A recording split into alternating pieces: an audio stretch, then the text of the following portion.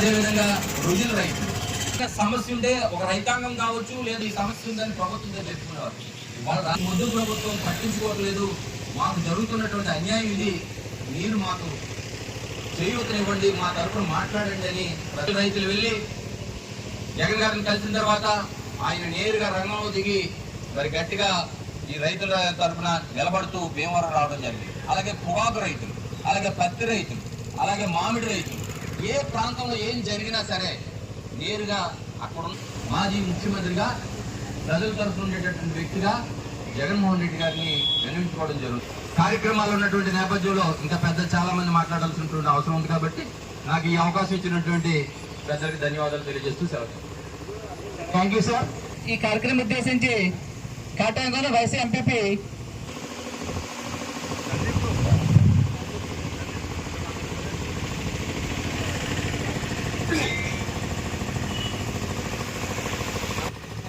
ఈరోజు మంగళవారం నడిపొద్దున జరుగుతున్నటువంటి ఈ కార్యక్రమానికి ముఖ్య అదేవిధంగా ఎంపీటీసీలకు వచ్చినటువంటి సందర్భం నిజంగా ఆయన ఈ సభాముఖంగా ధన్యవాదాలు తెలియజేసుకుంటూ మరి ఇప్పుడు పరిపాలనిస్తున్నటువంటి ఈ యొక్క కూటమి ప్రభుత్వం ఏదైతే ఉందో ఈ ప్రభుత్వం యొక్క ధ్యేయంగా ఆ కార్యకర్తలకి మరి సంపదను కూడగట్టుకోవడం అనేటువంటి కూడా భవిష్యత్తులో మన ప్రభుత్వం రాబోతున్నది కాబట్టి మరి కొద్ది నెలలు మాత్రమే 2019-2024 మధ్య కాలంలో ఉత్సాహం మాట మీద ఈ యొక్క ప్రజా పరిపాలన జరుగుతుందనేటువంటి మనం మాట్లాడుకునేది ఏంటంటే ఇప్పుడు మరి మనం చెప్పుకోవాల్సినటువంటి విషయం ఏంటంటే అప్పుడు 2024 పరిస్థితులను మనం చూసాం.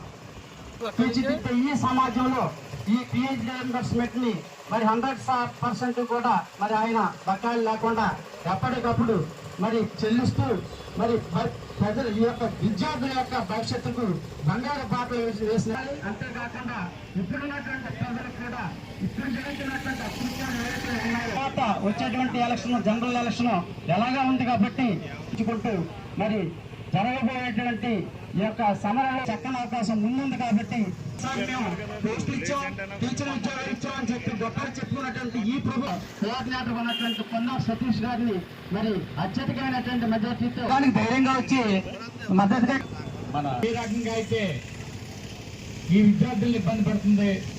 డిఎస్ పరిపాలన చాలా చక్కగా చేస్తాం, రెడ్డబొగ్గు పరిపాలన కాబట్టి ఇప్పుడు మనం ఎలా చేస్తాం అన్నది గుర్తెట్టుకోండి. మరి మిమ్మల్ని ఓటు అడుగుతున్నాం.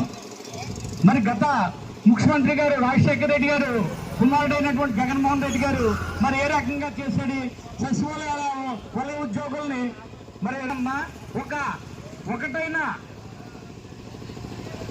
అవకతవక జరిగింది.